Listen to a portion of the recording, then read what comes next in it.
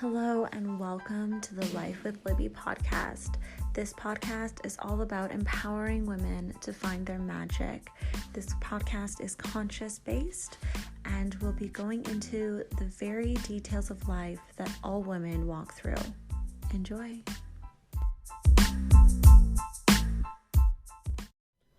Hi guys, welcome to the Life with Libbie podcast. This is my very first episode, and so I just wanted to spend this episode introducing myself to you, introducing the podcast to you, and explaining to you what Life with Libbie is all about.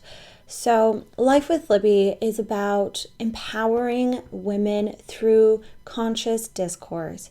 What that means is essentially I want to empower women through discussion, through talking, because we all go through so many issues and so many things, and a lot of times that can feel so isolating, but in reality, so many people are going through it. So I want to use a lot of my own life lessons and little intimate stories about me, as well as my favorite, interviewing power boss babes that are just here to empower you. They're real women who have stepped into their power, and they're people that are just like you, people that were working 9-to-5 jobs, people that were stuck and just stagnant in their lives, and making that change and just really going for it.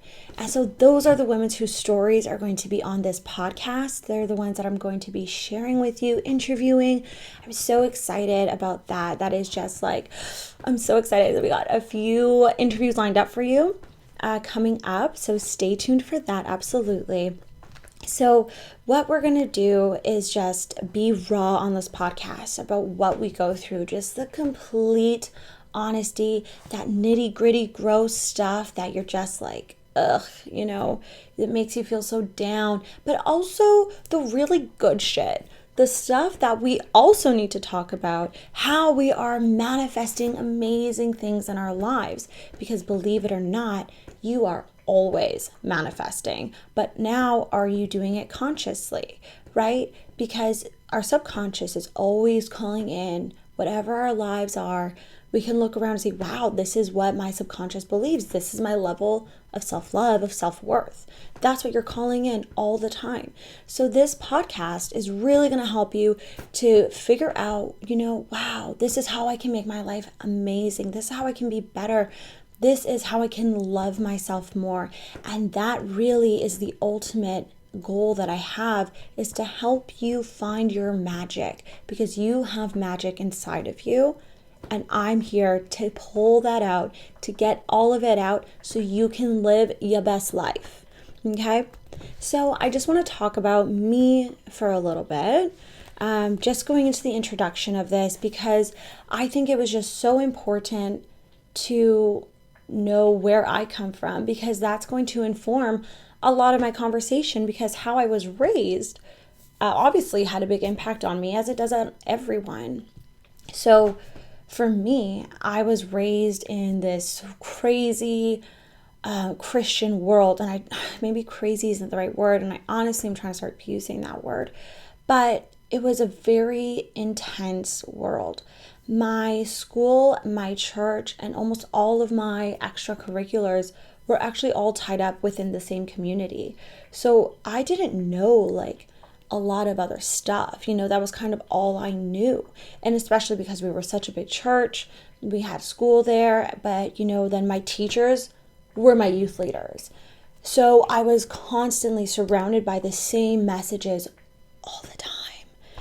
And, I understand everybody came from a good place. I don't think that there was anybody in my church or through my life that was there to be malicious at all.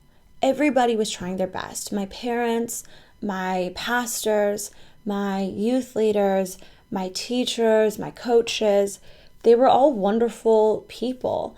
I just, found myself growing up and thinking I disagree with a lot of these things. And then growing up, I had to unlearn so much shame.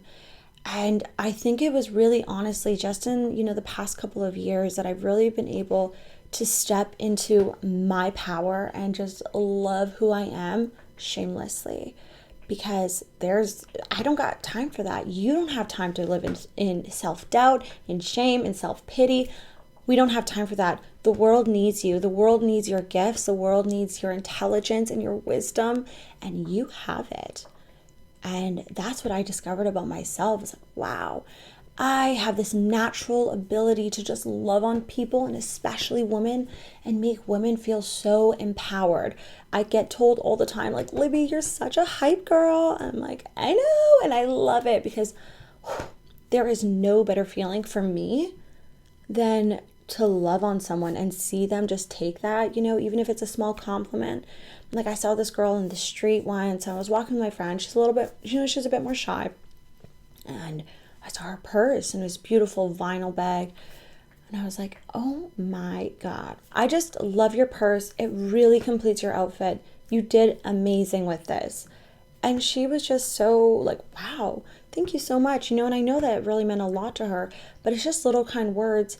And my friend was like, how do you do that? Like, how do you just go up to people you don't know and just tell them that? And I'm like, well, why not? Like, why not? That's such a part of who I am as a person and who I want to be. And I want to just continue to do that. So this podcast is just such a brilliant way for me to share that love and that support and that empowerment. Because you are so worth it.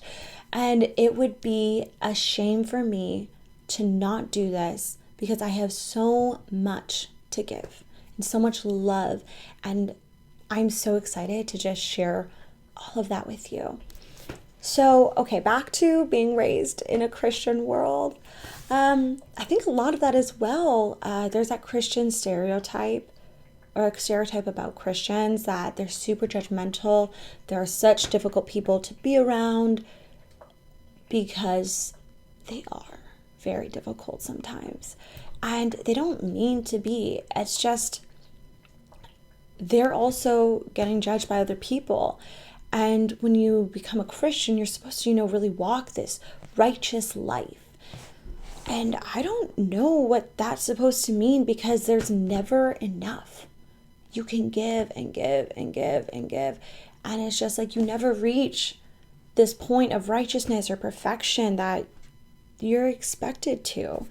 And I think that a lot of people that I know through the church world have really put that on themselves, to be the perfect mom, to be the perfect wife, just to be the perfect Christian. What are my kids watching? Oh my gosh, and you're just like, let's take it down a bit.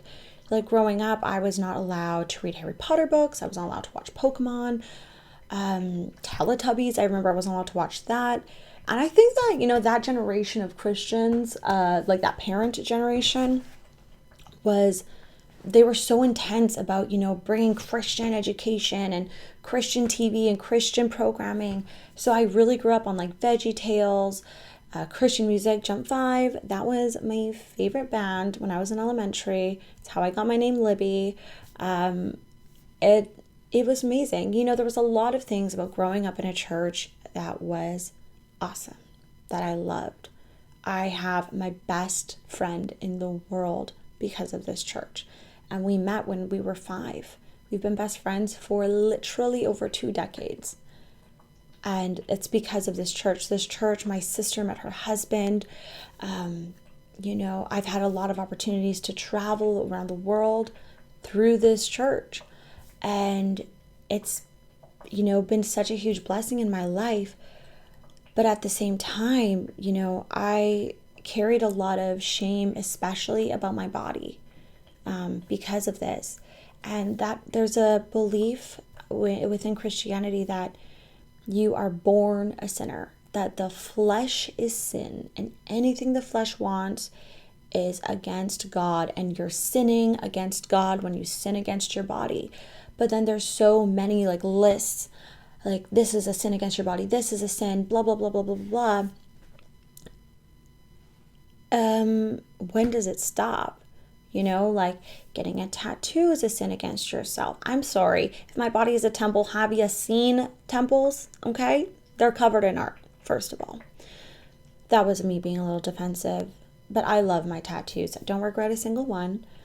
And, like masturbating was a sin against your body. Like, wow, things like that I had to really overcome. Like, that's a huge part of loving yourself, is like exploring your own self, and it's okay, And so a lot of this shame I carried with me about my body for a long, long time.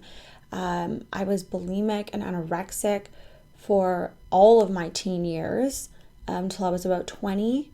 I overcame that, overcame being so discontent with my body, and I was always searching for perfection.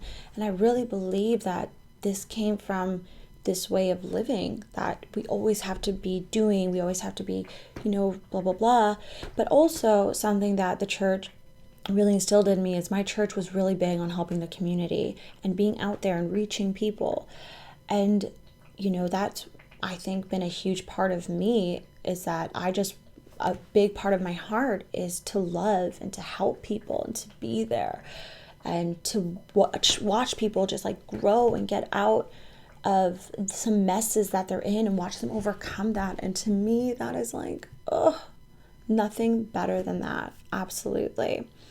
So when, I stepped into the person who I am today, I really had to unlearn a lot of those things. Sometimes I would do something and I would like hear this voice of shame in my head from the church. And I'm just like, no, gotta get over it. You gotta move on. And I think it's funny because I don't think a lot of people would ever think of me as a person who has shame, because I am, I'm a wild person. I'm wild and free. I was actually at a church conference once, and a woman came up to me. I didn't know her. And she said, wow, I saw you when I was praying, and I just saw the word wild. And, God made you wild, and he says, don't tone it down. He made you this way. And that was something for me that was so beautiful to hear, because I'd my whole life been told to tone it down. Don't be so crazy. Don't be so loud. Why do you need to be so extra? And I just I never felt like I could just be myself, like always. I've been told when I was at church and worshiping that I was dancing too much, or I'm being too this or too that. And I'm like, okay, so I'm supposed to be boring. I'm like, and maybe it's not boring for other people, but holding myself back is not something that I will ever do again. So that was just something encouraging for me to hear that. And I do believe that I was created wild.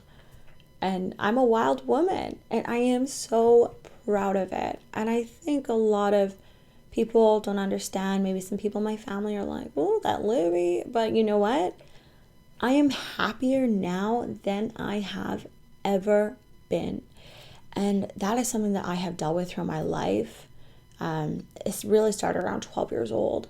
My depression and anxiety, and it just, there's been times in my life where I've been so suicidal, where I've planned out, how I'm going to die. I've written those suicide notes.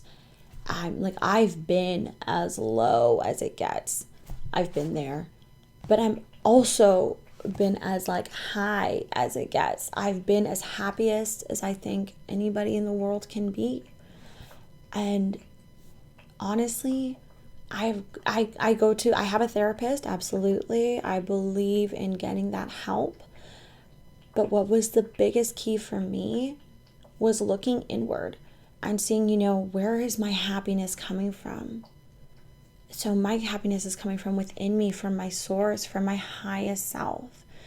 And that's something that I've been really able to learn, is looking in and seeing who is my highest self. Because my highest self, your highest self, is connected to the divine creator, who is the creator of all things, the universe, everything, that energy that connects all of us, because we are all made from the same energy.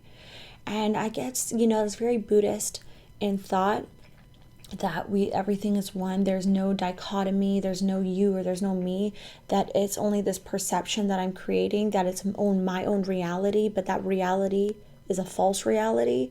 So it's kind of, Buddhist thought, but it's something that I strongly, truly, truly believe, that we are all connected. But also, I do believe that when there are things or people in your life that are pissing you off, I believe a lot of that is projection.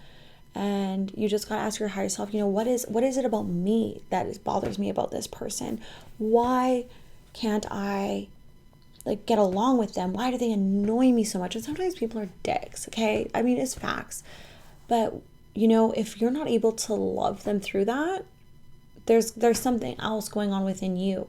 And that's also stuff we're going to talk about, how to get along with people, how to forgive. Forgiveness is huge.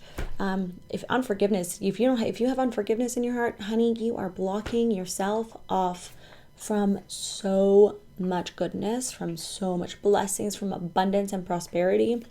If you have unforgiveness, it is bad for your spiritual health and literally bad for your physical health.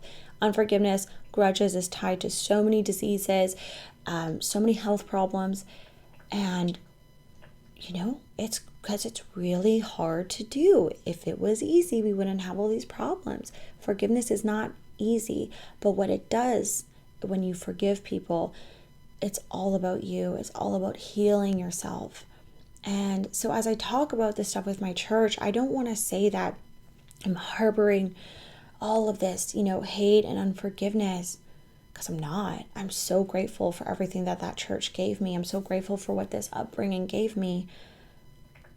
But there was a lot of hurt there, and there was a lot of healing that had to happen, and a lot of forgiveness that I had to forgive. And people don't even realize what they did.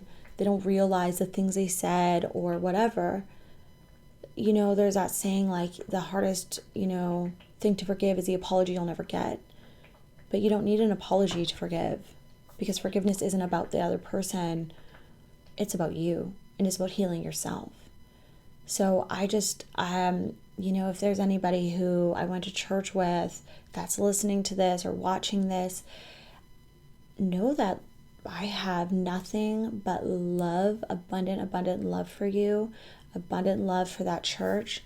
And I'm so thankful for the life that it gave me.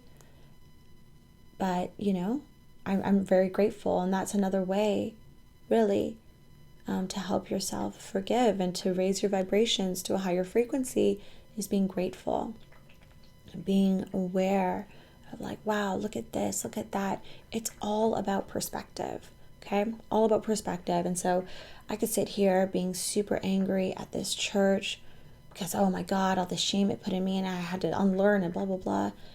But you know what? I am so grateful for the people in my life that I've met because of this church. I have my beautiful brother-in-law because of this church. I have 2 of my sisters because of this church. I have so much to be thankful for.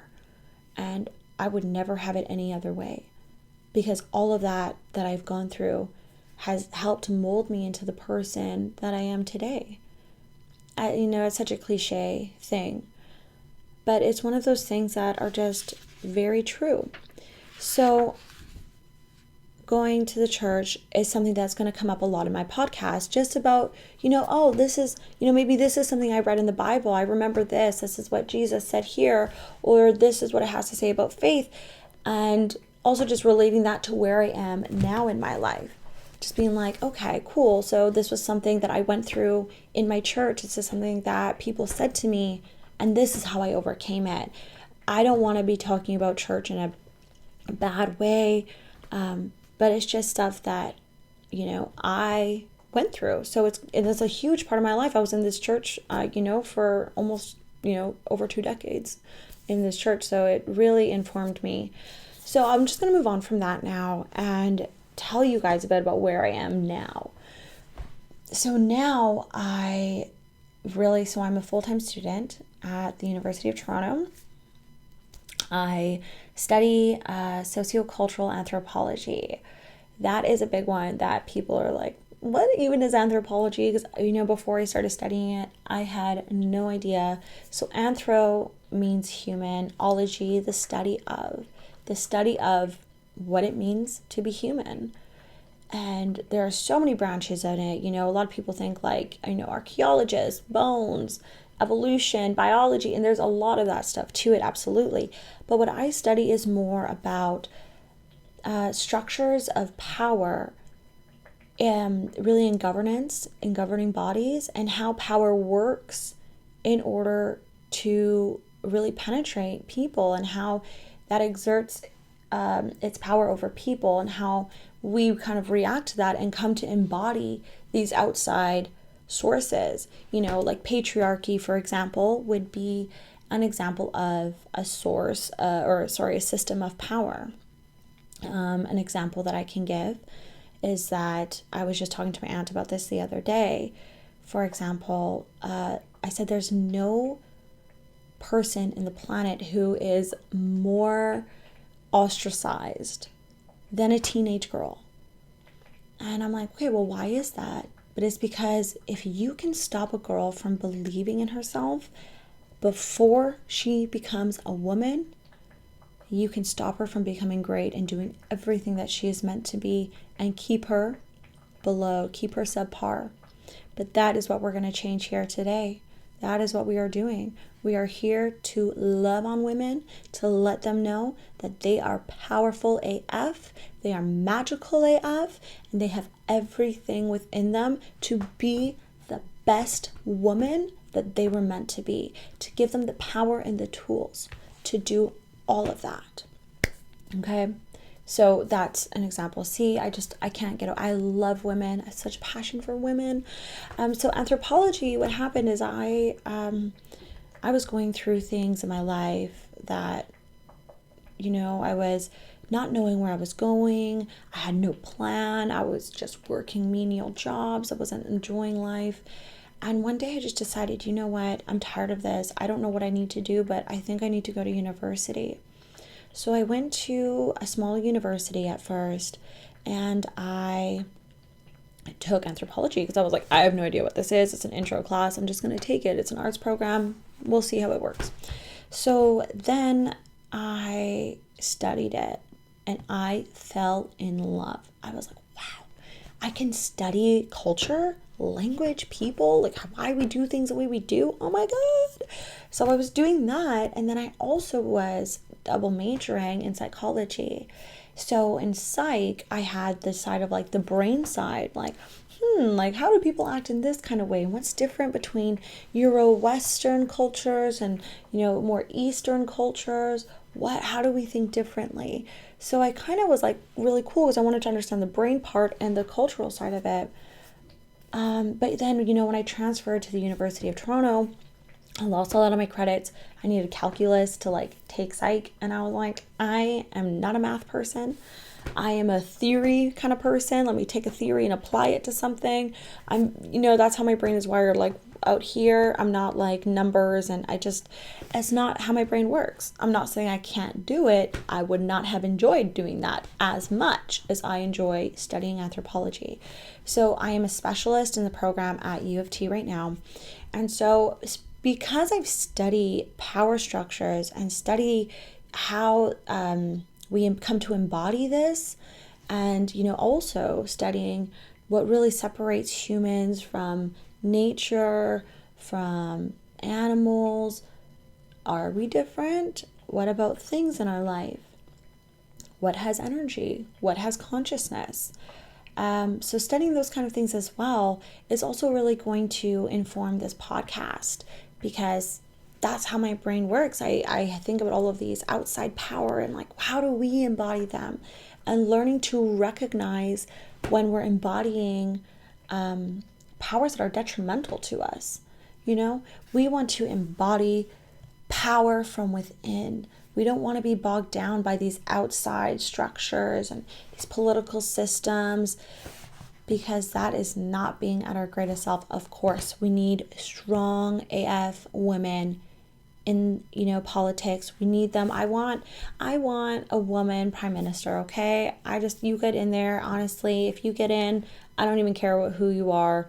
We need women to run for high level positions. We need high level positions in America and all over the world, because women are brilliant, and we need more women of power in every area of our lives. Not our lives, but the greater life. You guys get what I'm saying. You know what I mean. So yeah, anthropology, it really changed my life. I went in there and I was like, okay, so I'm studying all these cultures, and then I started studying like other religions. And I used to be the most judgmental person. I was definitely Islamophobic. I had, just all of these gross stuff inside of me that made me feel like I was somehow better than other people, because I believed, well, I'm this one right way, and if you're not following this way, you're not doing the right thing, because that's how I was raised. And I just came in, and I just, through learning anthropology, all of this grossness, these biases, this, hatred, or fear, or untrustingness of other people, that is so gone for me. And I'm just so glad that anthropology and me have found each other, because I have been able to become so much more aware and understanding of where people are and where they're coming from, because everybody is, somehow limited in their own worldview, their own way, even if it's by your own language, by your culture, by your religion. So it's enabled me to just even love people more, and just to understand people in a way that I never would have before. Like I was just doing a course on incarceration, criminality, and really just understanding like how people are set up to go to jail. And I was like, yeah, when I was living in New York, I can absolutely see this. The way that the projects are set up are so similar to how jails are set up. And if that's all you know, that's all you know. Here we go, prison pipeline. So things like that, for example, right? That I see the world in such a different way now.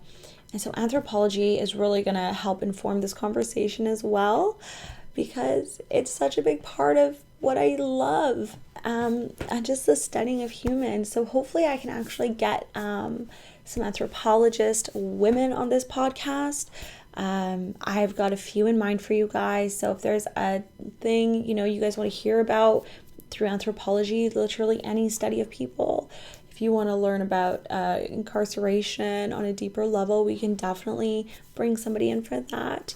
But let me know what you guys want to hear, because I'm so excited to be here with you guys, and I'm so excited to share with you and to love you and to empower you, because you are badass. Ew, ew, ew. Yeah, I'm so excited. This is my first podcast, obviously my introduction. So I'm going to end there.